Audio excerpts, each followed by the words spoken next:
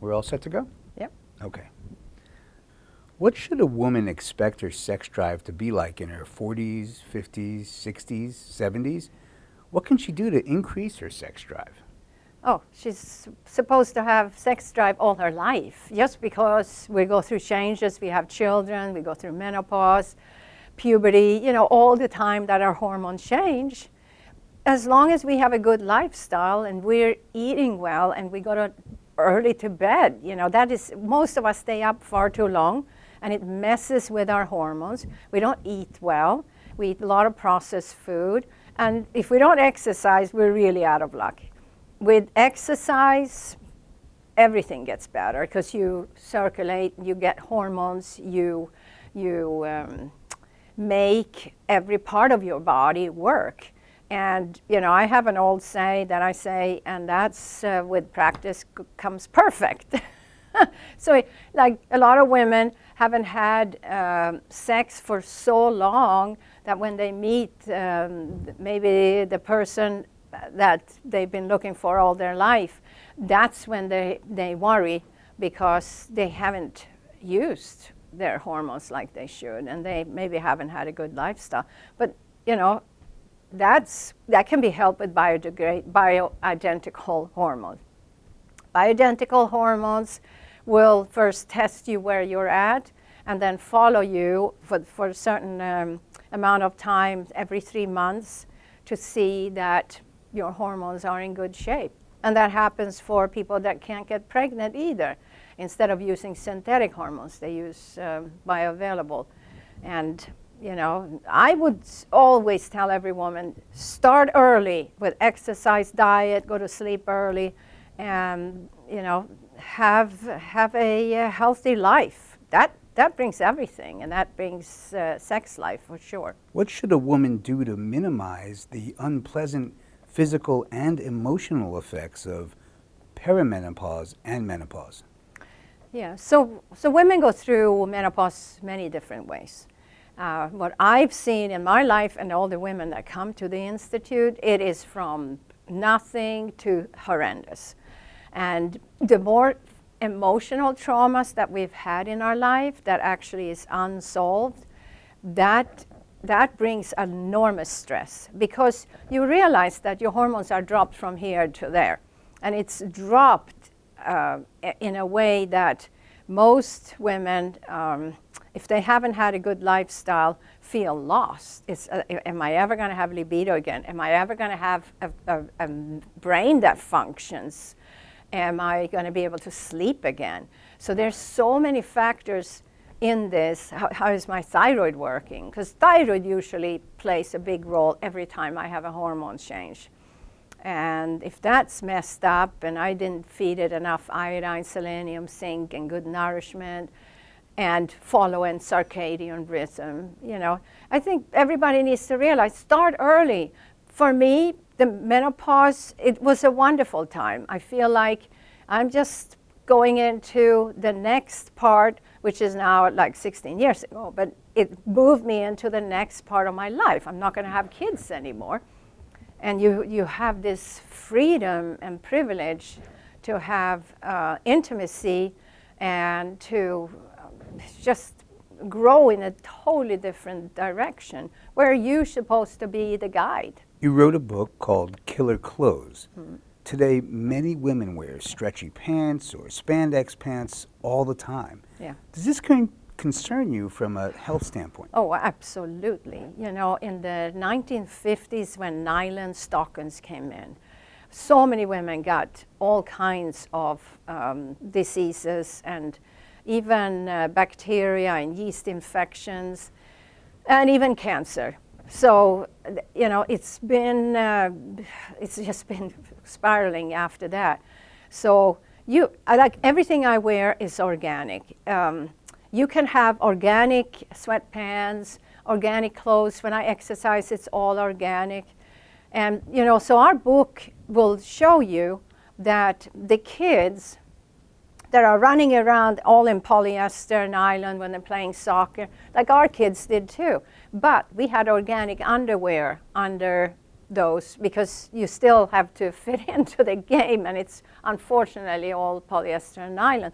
But we gave this book to one of our previous guests' husband, who is a coach for soccer in Sweden. And he said, I'm going to give it a check. I'm going to give it a test. And he found that everybody had much better results. The success was so much better. So he realized that the skin has frequency. And I put something on the skin that's polyester nylon. You know, it's a totally different frequency. And it irritates and fatigues my skin and my whole body. If a cancer patient doesn't change anything except their diet and they switch to an ideal diet, what % of the time will they fully recover from stage 3 or stage 4 cancer?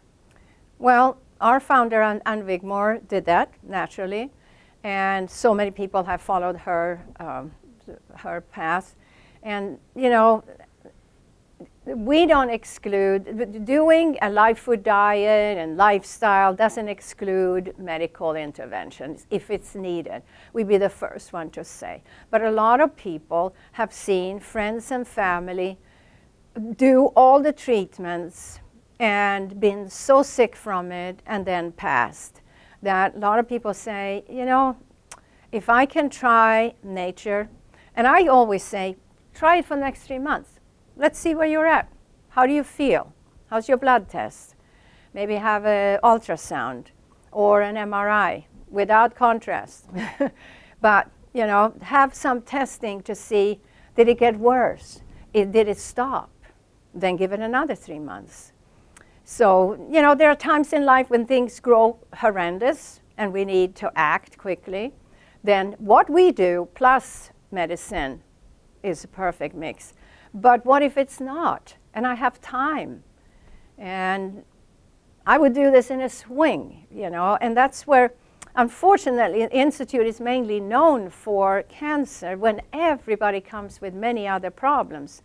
And, you know, we're known for lifestyle. So people come with cancer, and we have a specific cancer program that's a week with Dr. Jan Ranik. It's amazing. And people enjoy it. I mean, she is a psychologist, so she works with their mind. She works with their body in a different way than we do. And it's totally connected, of course. It works with what we do. And we have a special fitness program.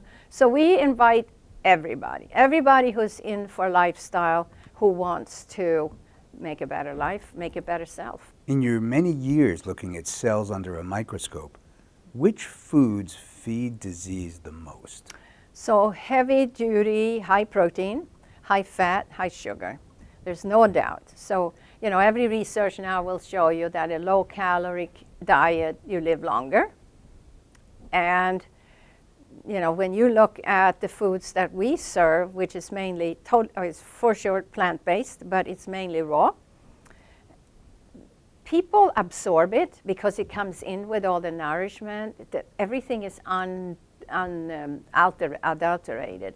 So it has frequency, has the energy, it has the hormones and oxygen and phytonutrients, enzymes. It has everything. But I think what people need to realize is that everything in nature has frequency. When I eat something that's dead, there is none. None. In 1860, the average age of the onset of puberty in girls was 16.6 years. Yes. In 1920, it was 14.6. In 1950, 13.1. 1980, 12.5. And in 2010, it had dropped to 10.5. Similar sets of figures have been reported for boys, albeit with a delay of around a year. Yeah. How does eating animal products contribute to the earlier age of the onset of puberty? Oh, big time. And it's so sad. We even have 7-year-olds that we come to the Institute that started puberty. It's crazy. And it is our lifestyle. It is the food we've been eating. But it's also the pesticides. It's all the stuff we put on the food, on our farmland, the stuff we've been spraying. You know, we're evolving to survive that. But like I talked in my forest PowerPoint, is that we're now in a very tight time. It's not like we have hundreds of years. We have maybe 30 years. The Extinction Rebellion will tell you they think it's 12 years. That was last year. So we're down 11 years. And people are starting to wake up. I think the year 2020 is when people will wake up. And there's enough of documentaries that are inspiring us, like even The Game Changer. So many people that are like, oh, I become plant-based. And the new one, which we are a part of, which is called Eating Our Way to Extinction, coming out this year sometime. And that's, people are going to realize we all have to be a part of it. We have to be compassionate to all the wildlife. We have to be compassionate to other people in all over the world. In your many years looking at cells under a microscope, which foods are most ideal to produce healthy blood and cells, and what are the exact foods you would recommend? So what I would see, let's say I look at the blood on the microscope the first day and then the last day, 3 weeks later, oh boy, you could see that the cells are not coagulated like they used, called rouleau. They're not like that anymore. White blood cells are very, very active. And all the waste that we have from normal processed American sad diet, they're cleaning it up. And they've been cleaning so much up that the plasma looks gorgeous. Yeast, parasites, infections, so much is cleaned up. And then I see it also in the normal blood test, the CBC and chemistry. Well, so the foods for us, all the sprouts. Wheatgrass juice is pure medicine. The green drinks is sunflower, pea sprouts, celery, cucumber. You can add parsley, kale, watercress, dandelion, any leafy green, any wild plant that's edible. And, you can, of course, avocados have amazing omega-3, amazing glutathione. We eat everything raw. You're surprised, a lot of people are, when they come in and they see asparagus is raw, corn is raw. Yeah, everything is raw. So things that you thought you could only eat cooked before, it's raw. Raw food, that's the deal. Raw juices, exercise, going to sleep. Yeah, it's a mix of everything. How do we protect our kidneys? What foods or supplements or lifestyle choices should we choose? Yeah, so kidneys are really hurting nowadays. And I see a lot of people, especially, of course, with diabetes and diabetes medication. And so a lot of people end up with dialysis. It is a shame. So kidneys, you have two. And they might not be functioning 100%. How could I reverse that? Okay. So normally my diet, let's say I had coffee, I had alcohol, I had tons of meat. That is like the worst, because you also have to look at the kidneys as your nurses. They taking care of the measure of blood pressure and heart rate, and heart and kidney works hand in hand. So I want to eat food that are green, that are bringing in a good potassium, good sodium, because every cell in your body has a motor. That's the potassium and sodium. I don't want to add salt on my diet. I don't want to add potassium-rich concentrate. I want to get my potassium from greens, from sprouts. So, a lot of people come, and some people come when they are in danger of going to dialysis, but they haven't yet started. And we just had a guest recently that he was really in trouble. And he finally gave in. His wife brought him, and he finally gave in, and he's doing so well. He was so happy after 3 weeks. You see his numbers are already improving. This is the diet. You want to keep your kidneys? Get off meat, alcohol, coffee, dairy, eggs, you name it. What can someone do to make sure they never get cancer? I don't think anybody can say never ever, because we have dirty electrics, we have EMF, and You know, we're constantly bombarded. Now 5G is coming. Of course, you know, I wear this pulse because I made this with, it's between German and Russian professors and technology. But there's so much out there that's hurting us, and that could change my cells and how they move even. Then, of course, yes, I eat organic, but what about the next village or the next neighbor? Are they spraying their lawn? And am I getting that? And, you know, so what is going on? And what about the weather change? So the geoengineering, which, you know, you can see what's happening in the air, that it's not a normal cloud, or it's not an airplane that just flew by. So that is literally going over our head. So for anybody to say never ever, you can't, but we do the best we can. I hope that people with this lifestyle will inspire other people to vote and to make sure that we really question why this is happening.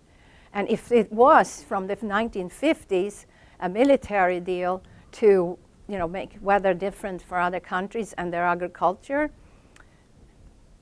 why are we doing it? Who are these enemies anymore? You know, are we just making stories up anymore? How do you prevent osteoporosis, bone fractures, and weak bones? What foods and supplements, lifestyle choices can we make to prevent this? Yeah, and that's exercise. There's nothing better than resistant exercise. So that is a part of my daily or weekly schedule every other day, because you need 48 hours to recover. But for a few hours, I lift weights, and you know, I do aerobic every day. I walk every day. Walking in the forest, 20 minutes. I mean, come on, everybody can do that. Unfortunately, the closest forest might be a mile away, but it's worth bicycling there, or, you know, even walking there, and getting to be a part of the nature. And that's, so walking is probably the finest of all exercise, but that doesn't really do the osteoporosis. You have to realize, when I put weights on my muscle, they send a hormone to my bones to get stronger. And anybody who has a newborn knows, let's say the newborn is 8 pounds. Anybody can carry an 8 pounds. But now you see moms, and they carry them. I did that. We have 4 kids. So now you carry them when they're 16 pounds, and then they're 30 pounds, and then they're 40 and 50 and 60 and so on.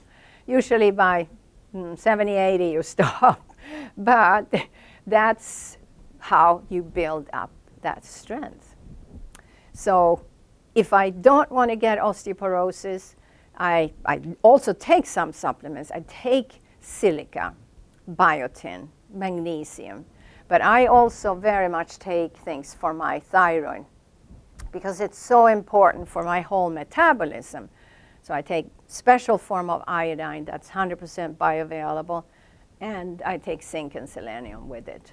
So yes, so minerals are good, but they're never going to build my bones like resistant training. How do you heal the gut microbiome that has been hurt by antibiotics and poor living when they were young? Yeah.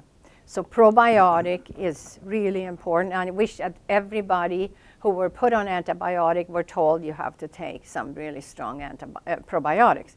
Yeah, so it's a problem today. A lot of kids are put on antibiotic, and nobody told them about probiotic. And they come often to our institute, and they're so depleted. They can't digest anything, or they can't eliminate well. And they have pain from it, and they struggle. So what we do, of course, we have a very good probiotic. We use B12, that's from bacteria. It's actually from soil-based bacteria. And then our foods, you know, a lot of it's from our garden. It's sprouts, it's vegetables. They also bring in soil bacteria, because the microbes that is in soil is what really building up your flora.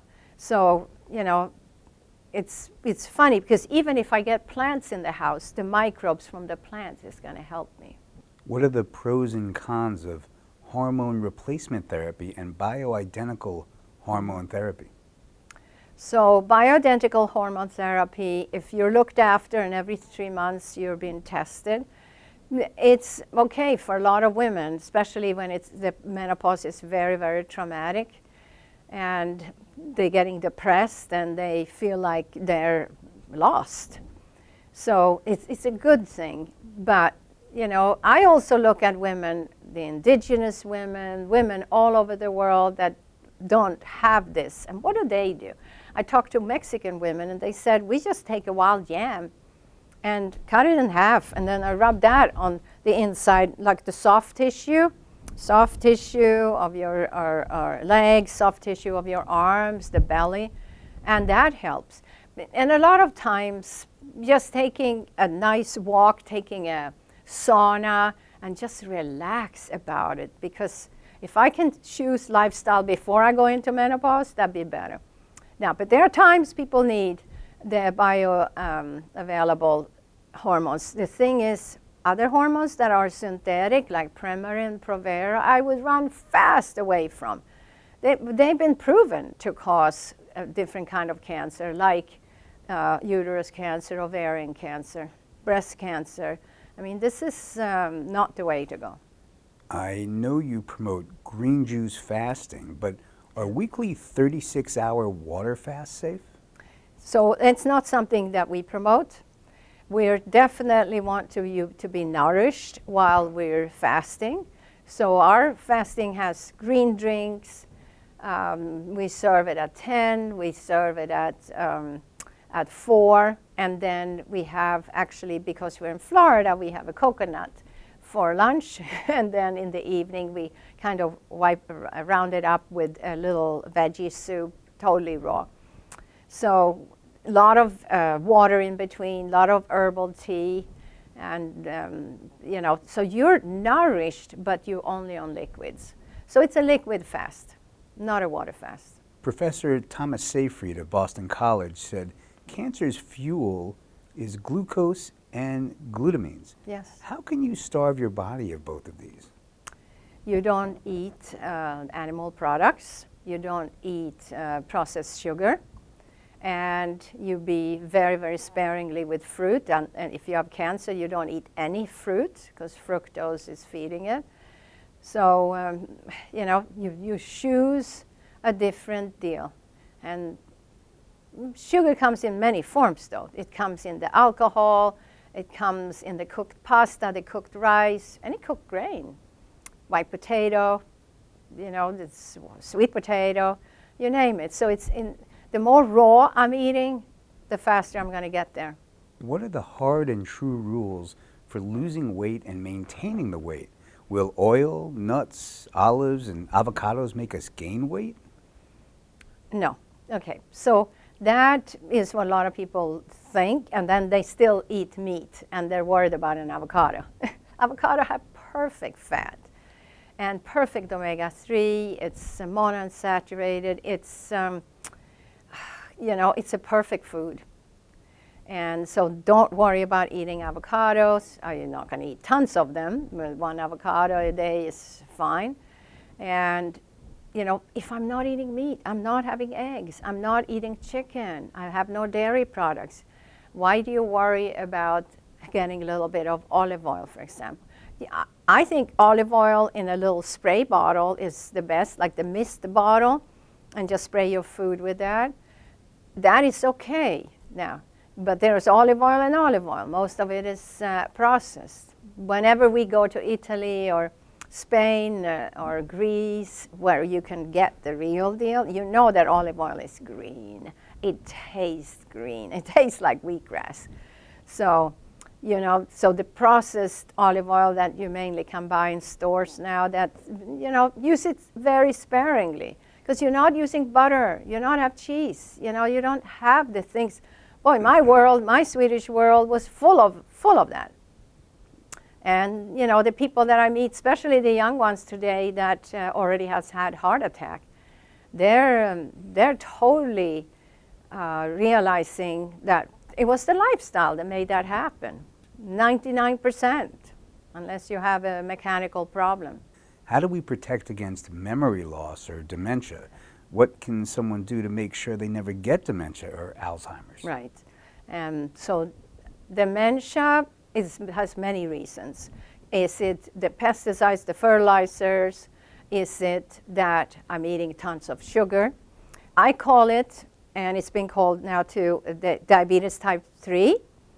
Diabetes type 1, your pancreas doesn't make enough insulin. Diabetes type 2, we just screwed up and that was lifestyle and we're not making enough anymore.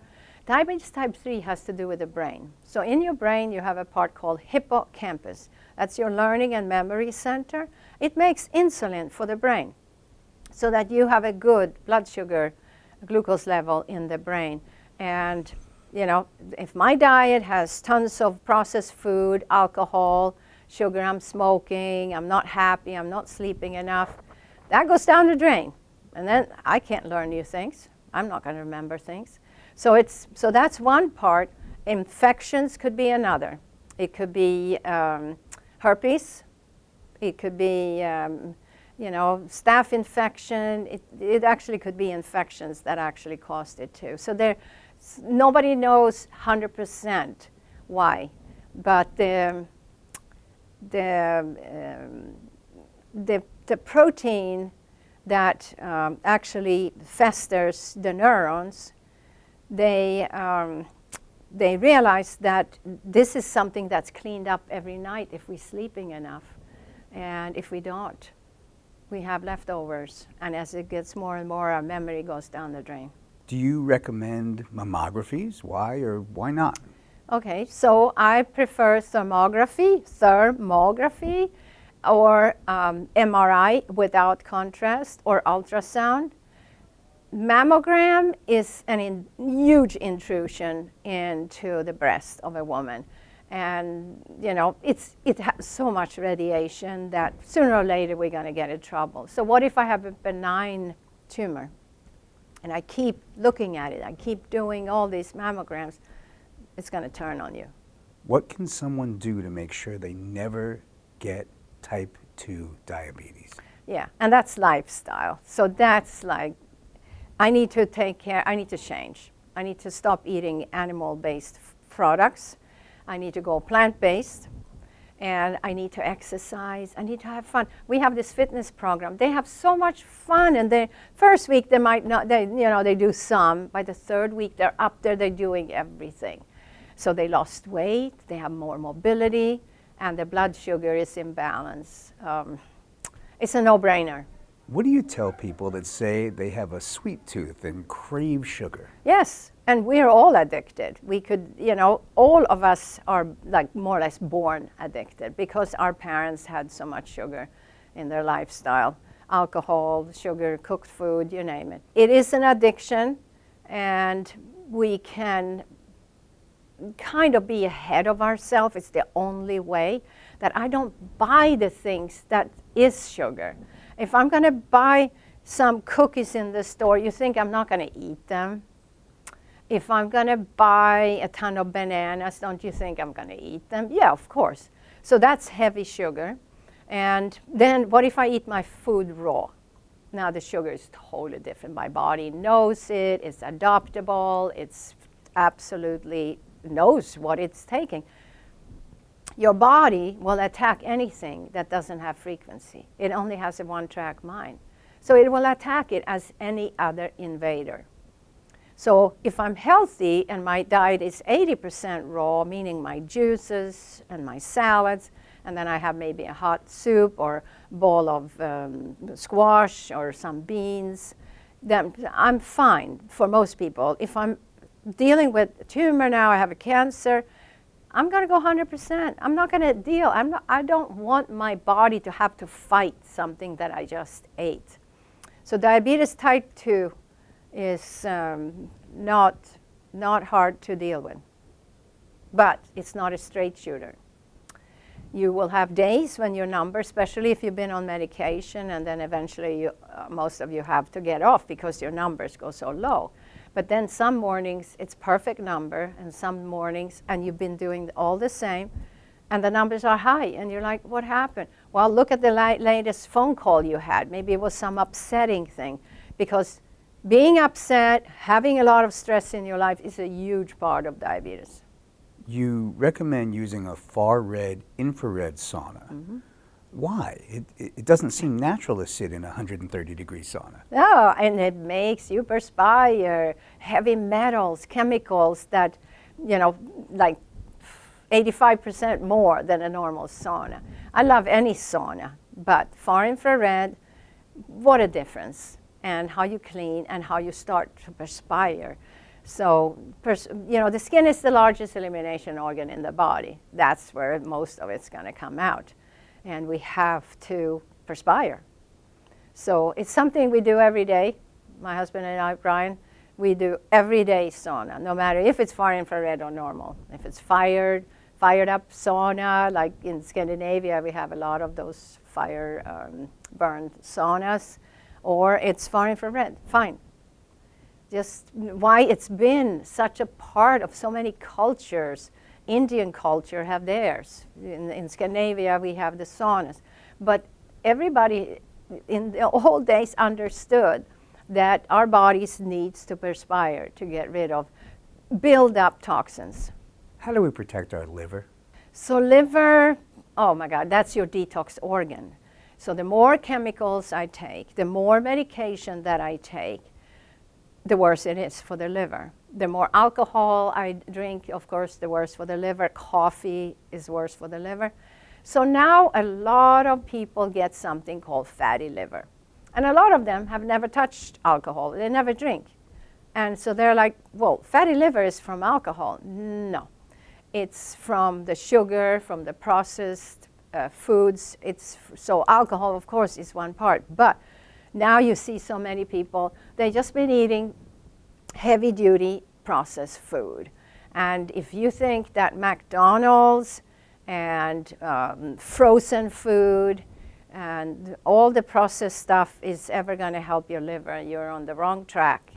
You got to go on living food. You got to have food that has nourishment to give you.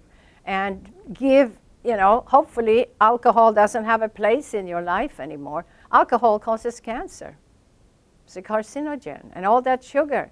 And, you know, and people will say, of course, that cultures have been using wine and other alcohols. Nobody used it like we do it today. Nobody. Nobody had it availability. They didn't have a store to go to. And it's the same with meat. Nobody ate meat.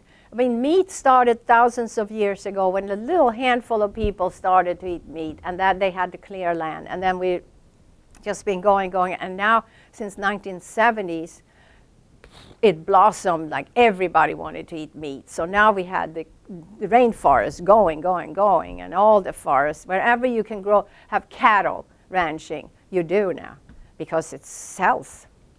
And hopefully people can see that we come to the tipping point, because we are paying a big price. The joke is on us, and it's not a good joke. We are paying a huge price. Our kids now are getting autism. They have problems to concentrate in school. They're obese. They're depressed. It's like, what on earth is going on? It's a sad, sad story. Hopefully, 2020 will make a big difference, and Real Truth About Health will make a big difference. How do you reverse Candida? So Candida albicans is actually a fungus that we have in our digestive tract. And when that goes systemic, because we fed it with all the wrong foods, even meats, dairy, and gluten, and of course alcohol, anything fermented, except sauerkraut. Cabbage is antifungal in itself. Candida, I would get off anything that has sugar. I would stop, for sure, get on a plant-based diet. It takes time. Candida takes time to heal. There are Candida cleanses, and you have to realize that Candida is a parasitic yeast infection. So we also will have to work on parasites.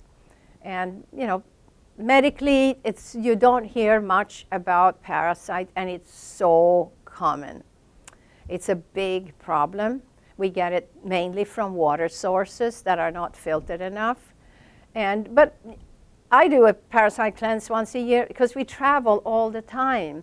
And how do I know, even if a good plant-based restaurant has used tap water to clean all my vegetables, right? So sooner or later, I'm going to get something too.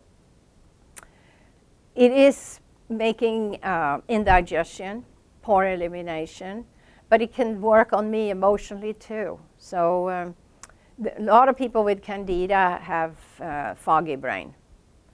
And they're just waiting to get out of that foggy brain. We made supplements, of course, Candida cleanse, but we have made a supplement called Conscious Brain that helps the brain fog.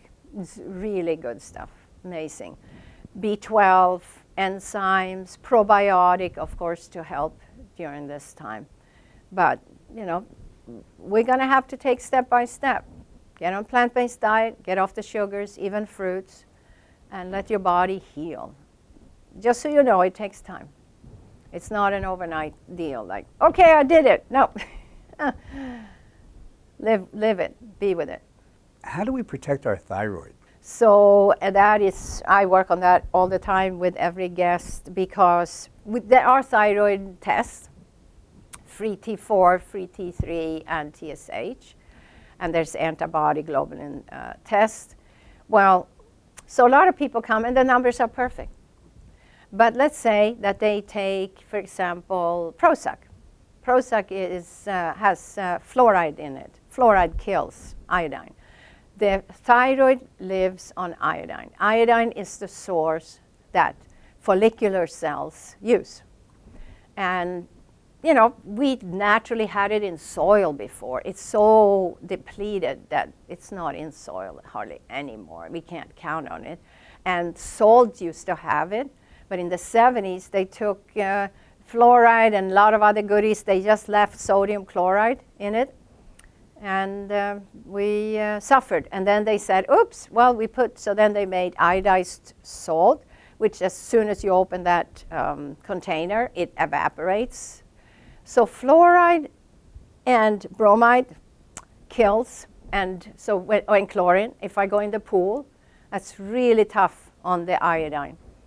So I myself take the iodine that we carry, which is 100% ionic. Take a few drops of that. I take selenium and zinc, and what a difference! Just to help to protect it, because it's the most sensitive gland to radiation, which we are surrounded by. How do we protect our adrenal glands? So adrenal glands, yes, because they're the ones that will really mess with us when we have the stress. I'm not sleeping well, I'm not eating well. You know, a lot of people work 2 jobs and they don't have time to, you know, go home, make juice and all of that. So they just grab whatever they can.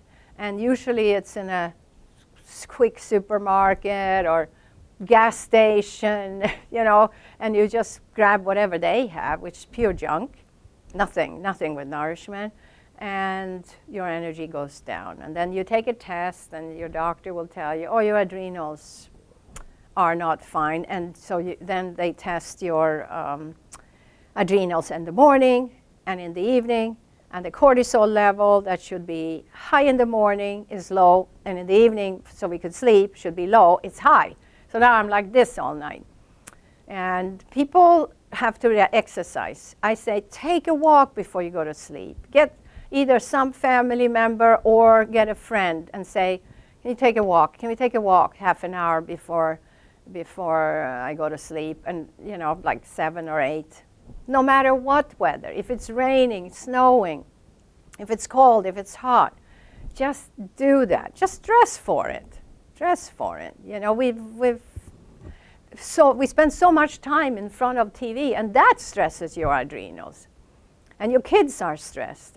So many of our guests says, my 16-year-old is so stressed she can't take it anymore, or my 14-year-old is so stressed. This is nuts. They're supposed to have fun. Yes, they are in school, but school system is so stressful now that the kids are like, they need help. They take Ritalin or they take Prozac just to manage. It's time that we change. How do we teach? What do we teach? What is important to teach? Yeah, we need to read and learn to write. So many kids get out of school. They don't know how to learn. They don't know how to read. They were never pushed because the system is wrong. What do you say to a man who says he has a low sex drive in his 40s, 50s, or 60s? Yeah. So, you know, and that's Brian's book, Menopause, that it just came out. And, you know, so men start the menopause at 25. So we go 45, 55. And so when that happens, that has to do with the lifestyle. But it also, look, if your testosterone goes down, how do you get testosterone naturally? You can take flower pollen, you can take ginseng, you can exercise, you can have an amazing relationship where you trust each other and you get each other over the hump. Because that's the same for us women. If we don't have support when we go through it, it's hell. But if we have support and people, you know, that you can trust, and you just go through it together. So, you know, the book really explains so much for you why so many leaders are older and are grouchy, because they haven't had a good lifestyle. And I think relationships, intimacy will take you through all of that.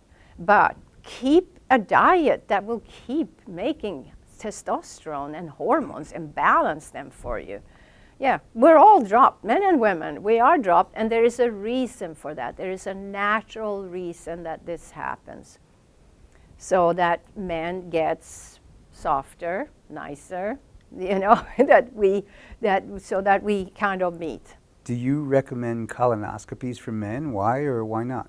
Well, so why do I need colonoscopy? So maybe you've been told, okay, there's colon cancer in your family, you might have polyps, or you have fistulas or fissures, or you have hemorrhoids.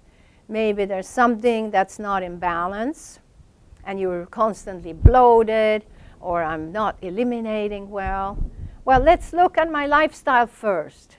Let's look at, for 3 months, let's change things and see what happens. And, you know, there is digital colonoscopy if needed. So, of course, it's not something you can't do, but why don't I try lifestyle first? Is there any health reason not to do laser hair removal on your body? Oh, well, I guess if I have melanoma, I'm not going to mess with the skin in that area. But the thing is, no, it's also done at the Institute. I think it's perfectly fine if you want to go through it, you know. How does a woman protect against varicose veins? Yeah, and that's exercise, and that's losing weight, because if I have heavy-duty weight, you know, it's the pressure on my poor legs that makes varicose veins. So, you know, I saw it with myself when I worked in a nursing home for 1 year up in Massachusetts. And that was the only time that I ever worked in a different sector. I've always been in the holistic sector.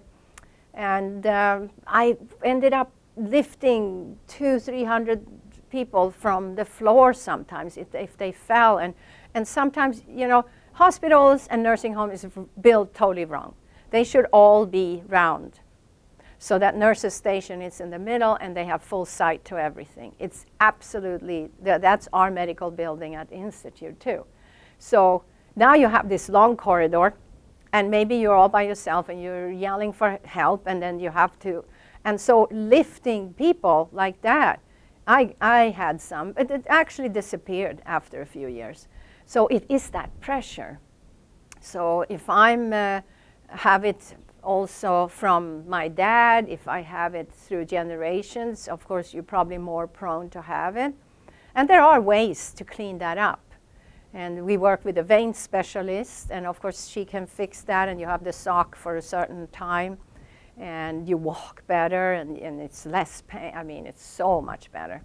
So I've seen that firsthand with a lot of our guests as they go to the vein specialist. But she will tell you too, it's not in a vacuum. My job has to do with everything in their lifestyle. What are they eating? Do they need to lose weight? Are they exercising? Are they walking enough? You focus on avoiding sugar. What do you think about salt? So salt is needed, but sodium is needed.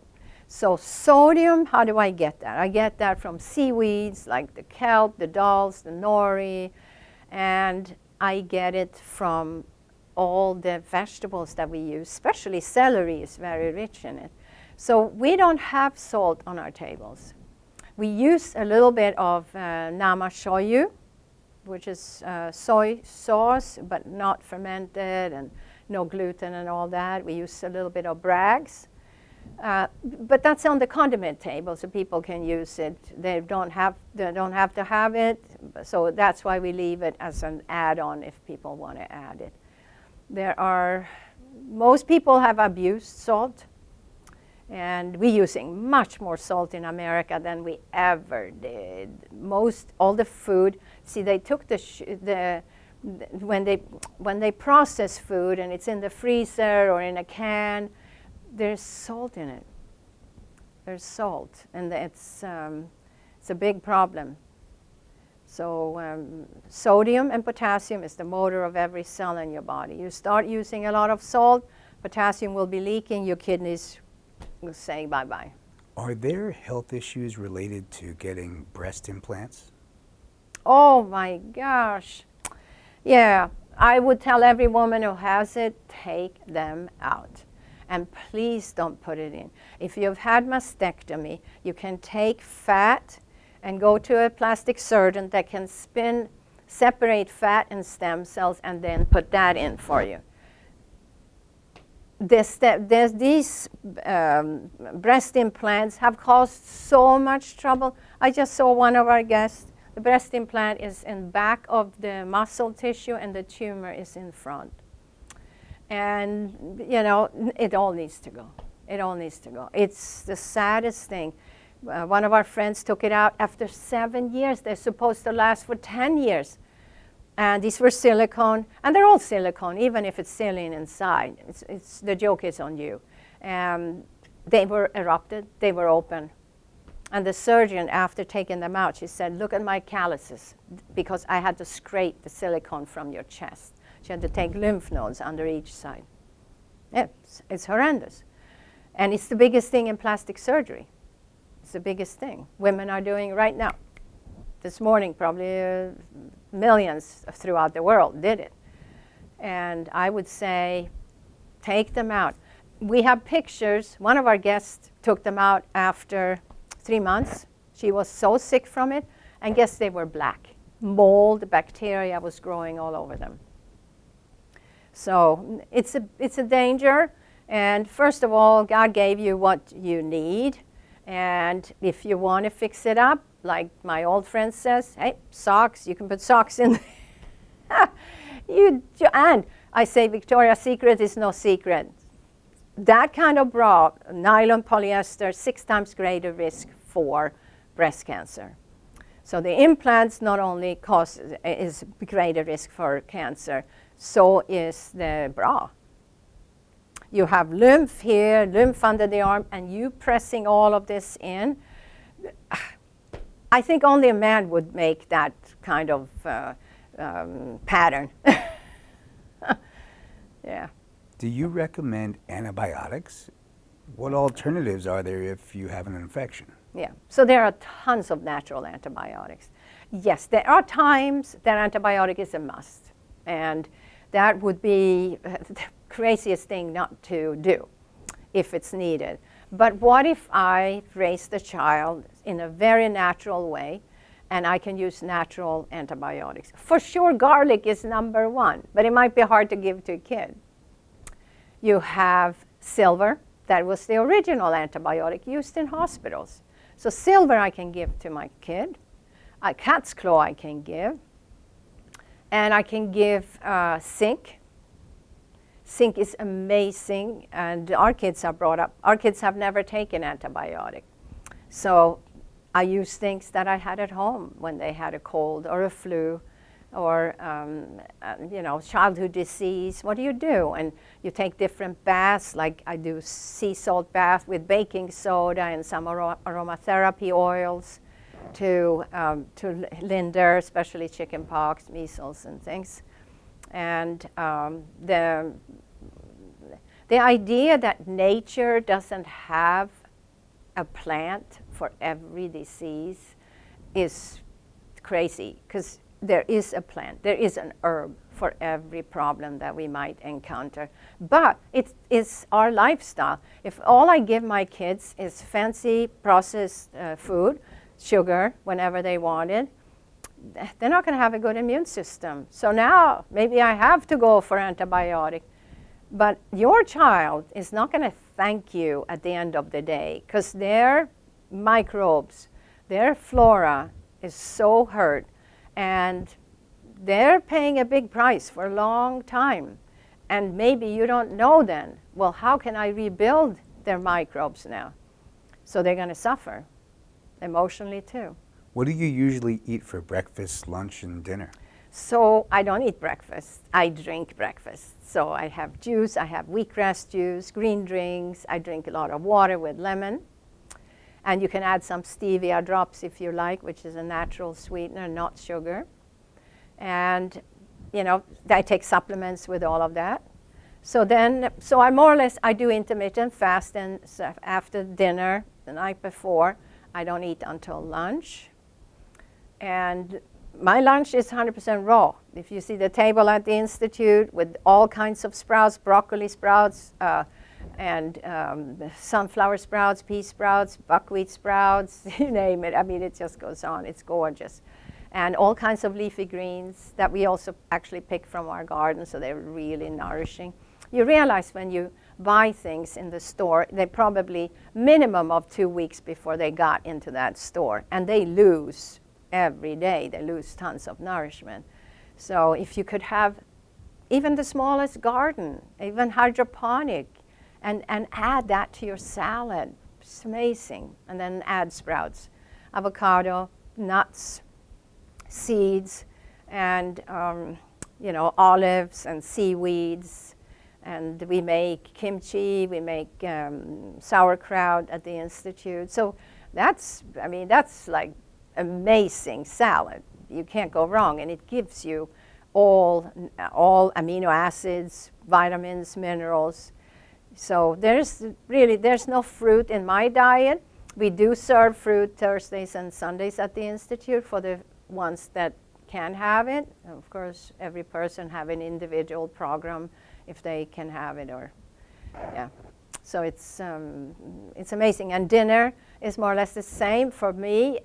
We eat 80% raw, so there is a big salad again, and then there is 20% of our diet is cooked. So that would be a piece of squash, maybe with some beans, or sweet potato with some steamed vegetables, and like root vegetables. And it's like, and the older I get, the less cooked food I eat. The older I get, the more raw I want to have, because I feel it. It gives me more vitality. Cooked food, pulls me down. And sometimes you want to be pulled down, because you just want to be able to relax if you've had a lot of stress. That's what it does. But if my diet is 100% cooked, then I'm so pulled down that I have no vitality. It just doesn't work. So 80-20 works for most people. When you're healing, 100%. Go 100%. Are there health issues related to using Botox and fillers on your face? So there are, it's a tough question, because Botox for a few years, it was tainted. It had some problems. And we have a business that works with us called Liquid Vita, and they do fillers like Restylane, and they have different kind of fillers that are okay. If it's made from similar that your body has, your body will not attack it. It will know that it's okay. So I say most of that, no problem. Are colonics necessary if you eat a raw, whole food, plant-based diet? Do you do them, and if so, how often? So as part of our program, every guest have 1 colonic while they're there, and many people ask for more. They maybe do 2 or max 3 per week if needed. Yeah, it's a great tool to eliminate and to really help. You know, your digestive tract, your colon is about, the large intestine is about 6 foot long, but small intestine is about 26 foot long. So imagine, it takes a while to clean up, and just because we have 1 or 2 bowel movements a day, that doesn't mean that you've cleaned up. Because realize that a standard American diet with lots of meat and dairy, chicken, bread, gluten, pasta, gluten, all of that, that takes much longer than 24 hours to get out of you. That can take more than 48 hours. So you think, oh, I'm clean. No, you probably just cleaned a few days ago. And so it's really helping to clean. Is it something I want you to get hooked on? No, I want you to have lifestyle, exercise, sleep well, and so it should work automatic. But it's a great help in the beginning. Summarize, if you will, everything we've talked about in 15 seconds. You have this amazing gift. Your body is your temple. Use it for your enjoyment. Use it so you can have children. Use it for grandchildren. Be aware that you are the boss of this body, and it's totally dependent on you. You can't blame anybody else. When disease come in, or ill, or pains, there's something in your life that you just didn't figure out or learn about. So educate yourself. Be this open book. Be open for change, because that's all good. What's the one thing I must do today? So today I must first take a walk. I must be more in nature.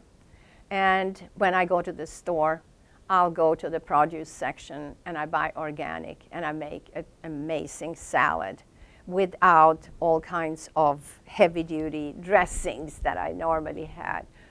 And I go to sleep early. Why was it important for you to speak here at the Real Truth About Health conference? Oh, this is an amazing chance to be able to reach so many people. You know, it's an honor to be able to speak here and just empower people, and so that they'll see, I can do this. This is my life. I can take the next step.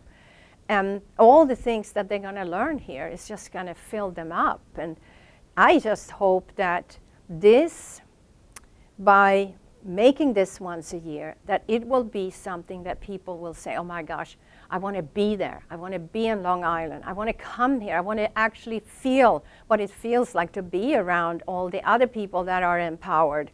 And, you know, I want to take part. I want to do good to myself and the environment, because you are a part. You cannot take nature out of you. People are taking more and more space between themselves and nature, but nature is here. You are a part of it. So yeah, no, it's an honor to be here. I look forward to it every year, and I think it's a time to express your passions. And my passion is, of course, I've been helping people to help themselves for more than 45 years. It's my duty, and it's my total passion in life, that each person And there's one person at a time that can help themselves to heal.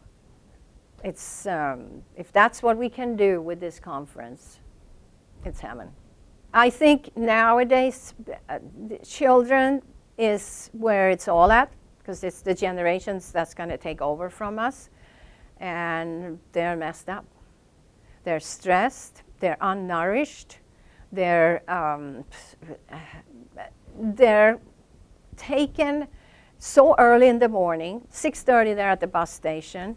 When are they going to sleep? Because they want to be up with the adults, and even though, you know, some of us were better at putting kids in bed early, most people leave because they're not with the kids all day, so they want to be with their kids. I mean, come on, when you come home and it might be 6 o'clock, you don't want your kids to go to bed at 7. When are you going to spend time with them? So their time of sleeping is less and less. And then what nourishment do they get in school? It's horrendous. And then, so the energy is so low, and then they get out of school, and now they're going to work. And then they don't know how to take care of themselves. It's a sad, sad story. It all needs to change. And, you know, whatever we can educate and give to parents, it's, you know, it's the most important for me, being a parent and grandmother, that we can share what is the most important. And that's the love that we have. That's the compassion for them, the passion of being a parent. And every parent worries about their kids. There's nothing that makes you worry more than your own kids, especially if they have problems. And then not knowing what to do.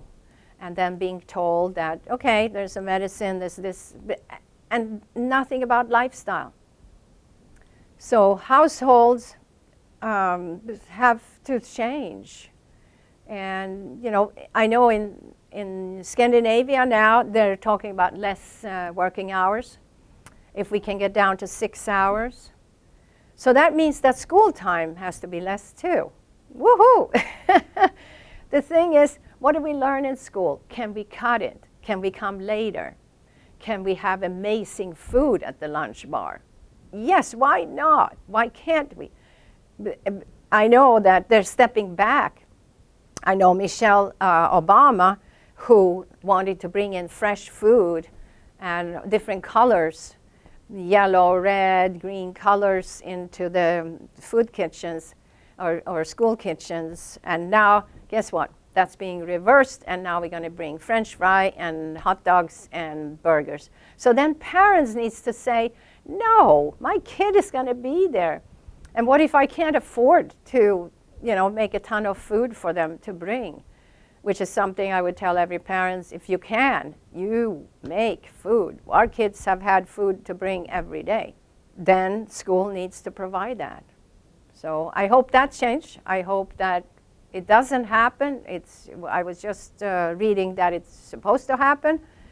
Parents needs to fight for their kids, because the kids are going to fight for them one day. It's all a circle of life.